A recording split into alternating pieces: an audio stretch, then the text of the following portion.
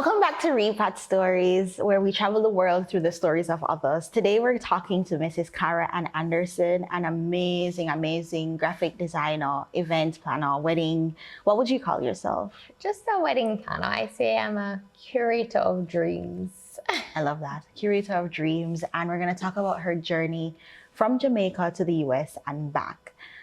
So hi, thank you for your time, Cara. Oh, you're most welcome. Thank you for having me. I'm so honored to be here. Yeah, I was really excited to reconnect. So I don't know if you remember, but like 10 years ago, you did our bouquet and our cake, I think, for my wedding. Yeah. And I was just like, I wonder, if she'd be willing to talk. And I was really excited to see that you're just thriving in this business and just doing amazingly since that time. Oh, thank you. Yeah, so our show takes the format of home and away and home and back home. And so I wanted to have you tell us about your time growing up in Jamaica. What was that like for you? Sure. So born and grown here in Jamaica, spent my childhood here, went to prep school, then high school. And I would say I had a typical high school Jamaican upbringing, right? What does that mean? So just here with family and friends. I find that, our Jamaican culture surrounds us with family.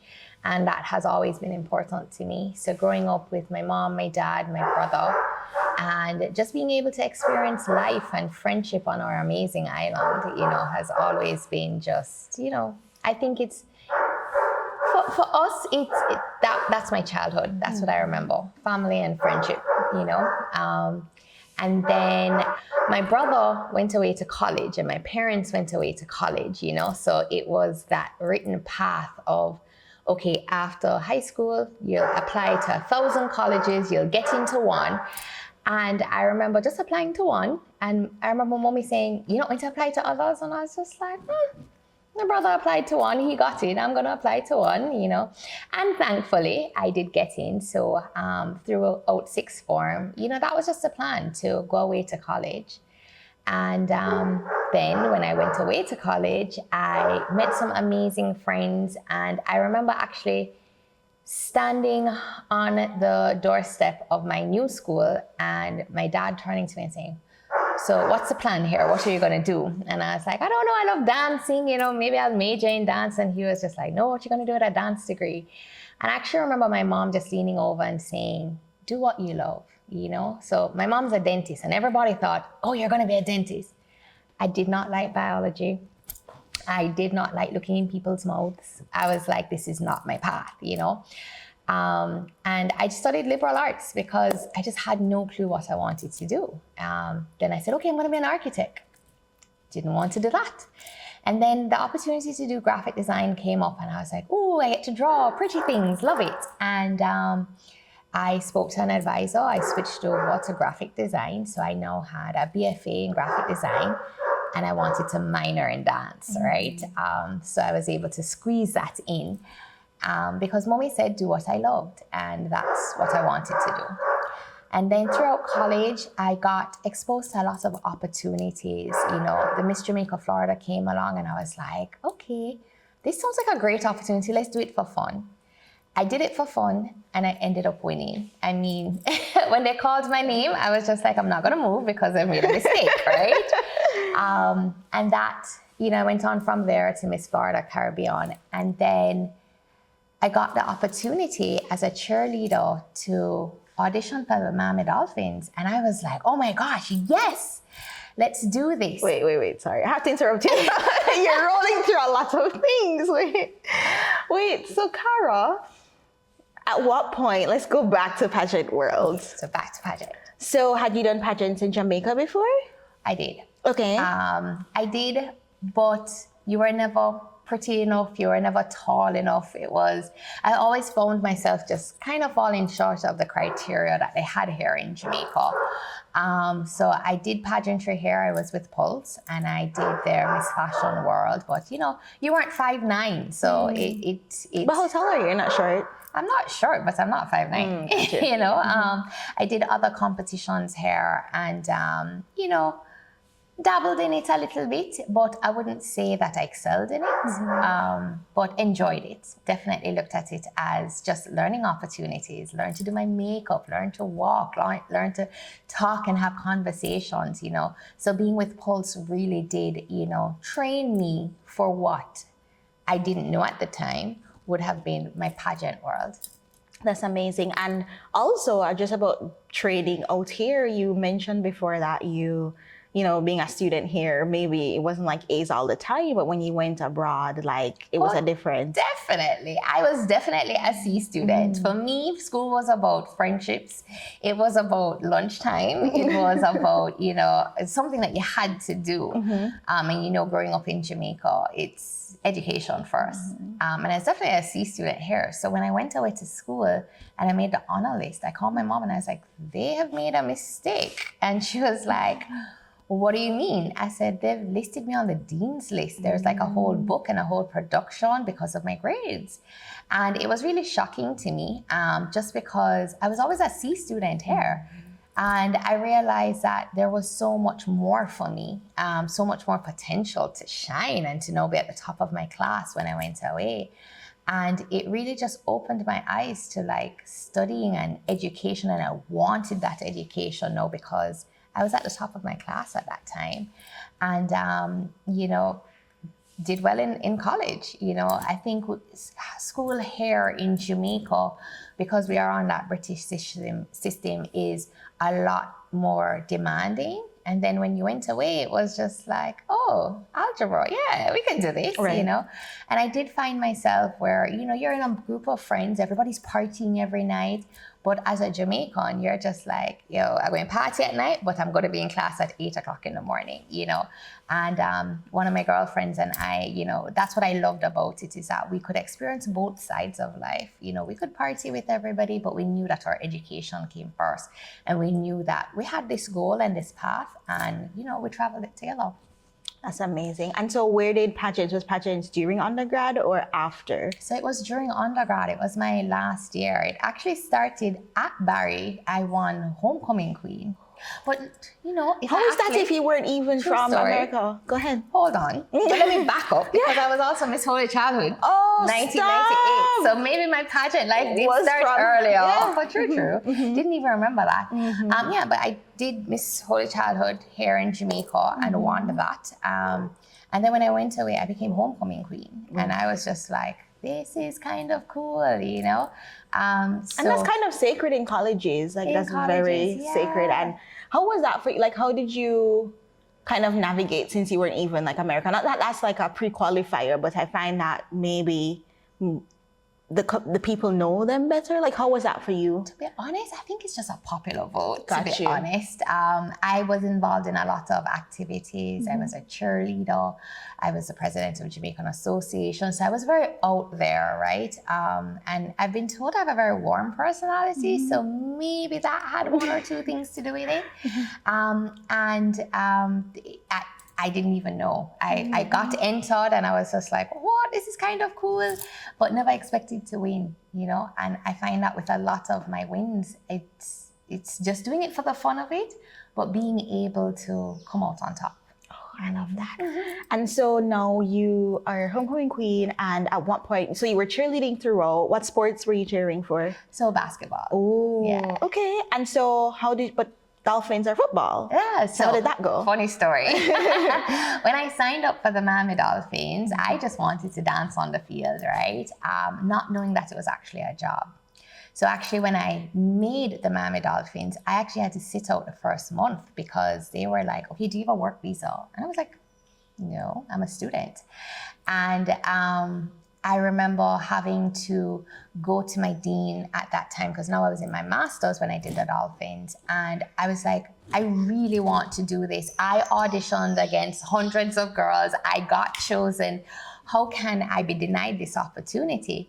And I was like, you know what? I want to open a dance studio with my minor in dance. Can I pass it off as an internship? And they were like, yeah, because I was studying business at the time. And I was like, this is great research. If you sign this off as an internship for me, I'll be able to open my dance studio and I'll use it as research. And I got my dean to actually write it off as an internship because there were like 2 or 3 of us that we didn't have a clue that this was a paid job. We were just like, we just want to dance and wear cute outfits. And I had to pass it off as a paid internship throughout college to be able to dance with the Miami Dolphins. Okay, well, thank you. I'm still stuck on this because it is not.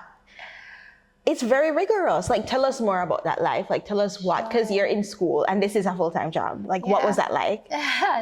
So I remember that year, a very challenging year for me because I was doing my master's. I'd gotten recently engaged. I was planning my wedding. And then I had this opportunity and it was amazing. It was like, I never did sororities in college, but this for me felt like that. It was just a group of girlfriends who went to practice in the evenings, enjoyed each other's company. We got to learn choreography, we got to dance, we got to travel the world. It was the first time I ever went on a private jet to go to London. It was with the Miami Dolphins Cheerleaders when we cheered over in London. And, it exposed me to so many opportunities, signing autographs. As a kid, you practice your signature for like marriage and for when you're going to sign documents. But now, like my autograph was worth something. And I was like, this is crazy. You would get fan mail from people all over the world. And you're just like, you didn't realize that you had such an impact on people, but it was so much fun. We got to learn about makeup and, just always being, on the silver lining of things. It's always about bringing cheer to people, and whether it's win or lose. And I really enjoyed that experience. It was a group of maybe about 30 of us at the time, and it was such an honor, to cheer. I had no idea about football. I was just like, cheer when everybody else is cheers, Had to go in and do my research about football because, my dad would watch American football, but I didn't have a clue, what a touchdown was. So I was able to learn about the sport and then really just fall in love with the sport and then being able to enjoy the sport even afterwards. The colors teal and orange they run through our blood, Once a Miami Dolphins cheerleader, always a cheerleader. I love that. Mm-hmm. And so for you personally, since that was such a time of growth, like you were in a master's program for entrepreneurship and dancing, for you, what would you say was like the biggest lesson you took from that time specifically? From that time, it was when an opportunity approaches, grab it. Mm. You don't know how you're going to do it. You don't know how you're going to make it work. And that really taught me resilience. It was like, here they were telling me, but you can't do this because you don't have a work permit. And I was like, but I'm Jamaican and I'll find a way to do this. So it definitely taught me that, when opportunities present themselves, at some point you may have that inside doubt, but grab it with 2 hands and figure it out later. Thank you. And I have one more kind of difficult question, if you'd share. So do you remember how many black girls were on the team at the time? Oh, no, I can tell you. It's just a handful of us. Okay. I want to say there were maybe about 6 of us, at the time. And it was, they had a very diverse team. So it was Asian, Caucasians, black girls. And it was very diverse, but we enjoyed it. Mm-hmm. That's awesome. Okay, and so now you mentioned at this time you were engaged. So tell us about how that happened. Was he also in school or? So funny story. So my now husband, he was living here in Jamaica, and I came out from college, and a friend of mine, Matthew, was like, hey, I have this guy that I wanted you to meet. And I was just like, hey, I'm not about that life right now, And he's like, no, man, come out and meet him, And he introduced me to him, and he turned out to be I had a crush on this DJ from Copper Shot when I was 16 years old. And I remember begging my mommy, please, can I have Copper Shot at my sweet 16? Because I wanted this guy to come. And I remember that if Copper Shot had 12 members, 11 of them came, and he was the one that did not show up, right? I'll never let him live that one down. And Matthew must have heard that I had this crush on this guy. So when I went out, here was my crush standing in front of me. And, I was like, nice to meet you, kind of a thing.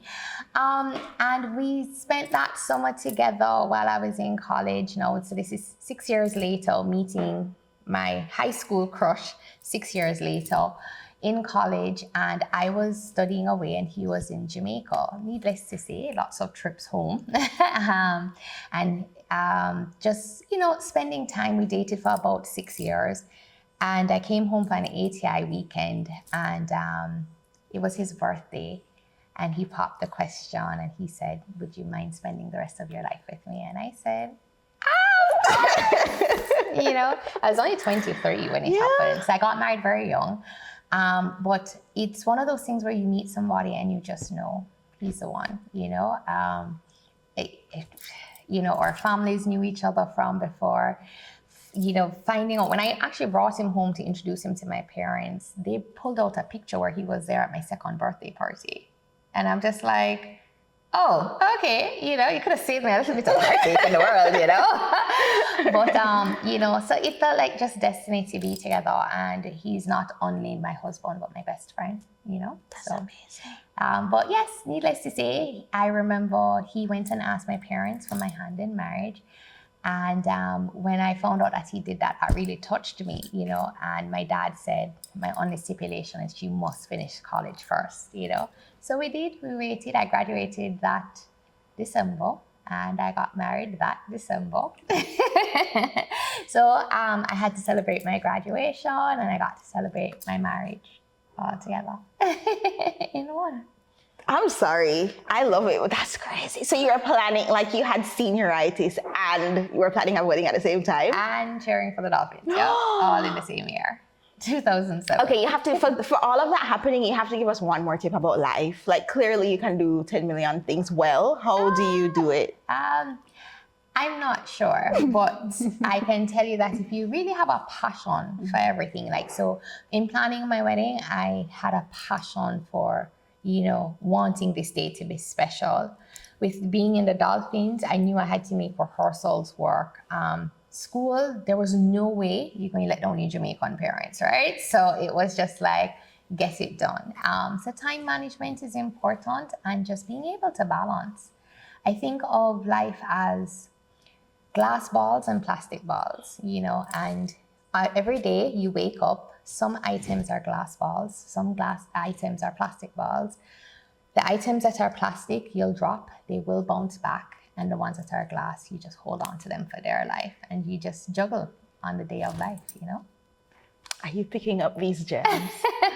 Okay, I love when we get the gems. Okay, all right. So you're beautiful. You have a beautiful wedding. You're married. Mm-hmm. And then at this point, you're transitioning into a job. So growing up, my brother really set the pace for life. I wanted to be like my brother. He went to college, I was going to college. And then he got a job and his job sponsored him to stay in the States. And being that American dream, I was just like, yeah, that's my path, So I could see this path in front of me. And when I was finished with my master's, I got this dream job at JM Family where I was a graphic artist and I loved it, loved working for them, loved the family atmosphere that they provided, but they didn't apply for students. They didn't apply for to work visas to then transition over. And I remember saying, okay, I can quit this job and go and find a job that will do that, or I can stay in this job that I love. And I made a very difficult decision to stay in the job that I loved. And I said I would work it out for a year and then figure it out. Again, that kind of, let's see where this takes us. And I remember being called into that office and them saying, I'm so sorry, Cara, but we can't file for you. And it literally felt like, all right, what's plan B? But I didn't have a plan B. This is what my brother did and this is what I was going to do. And at that moment, it started to feel like sand through an hourglass. Time was now running out, I remember at the time, I remember even my best friend saying, hey, you want to marry my boyfriend? And I was just like, to stay out? No, I want to get married for love, I wouldn't, do that. And everybody was trying to find a way to get me to stay. And here was this sand running through my hourglass and time was running out. I made the best of it while I was there and I worked out the year. And then I knew I had to come home.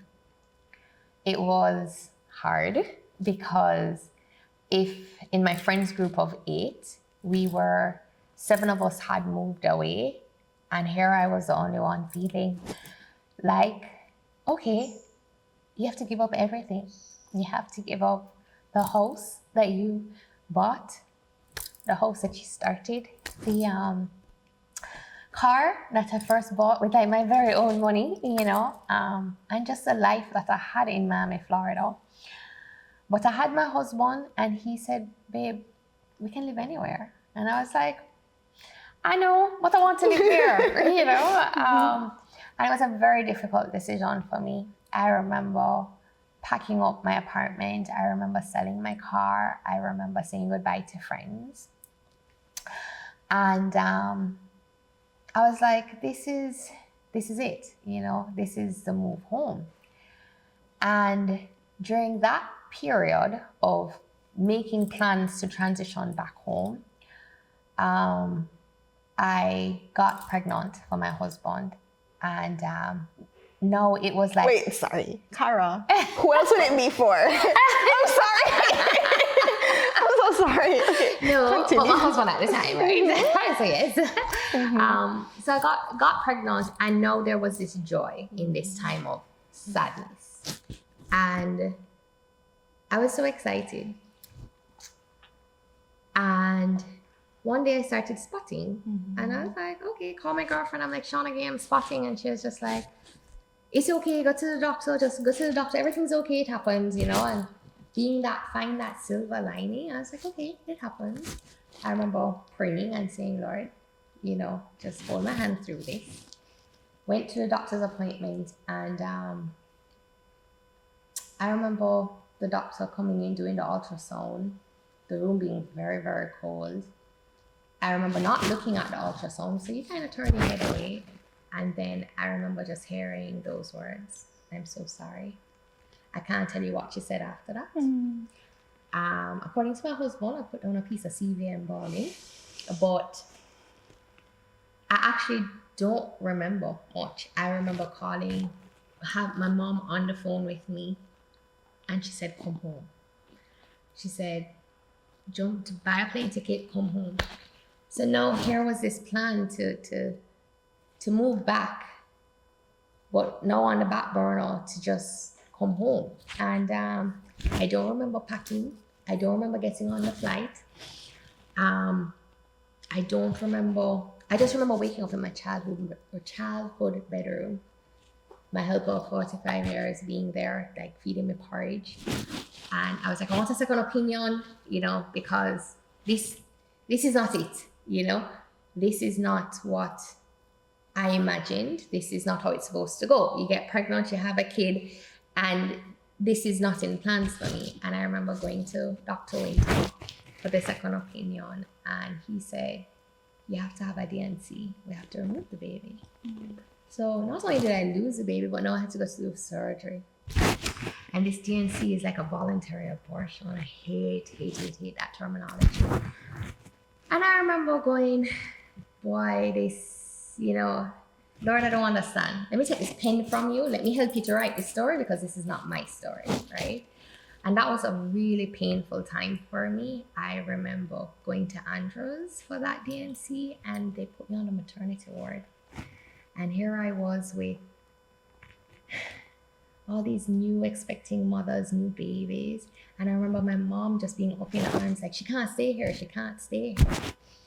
I did the DNC and I remember I was so angry at God because this wasn't supposed to be my story.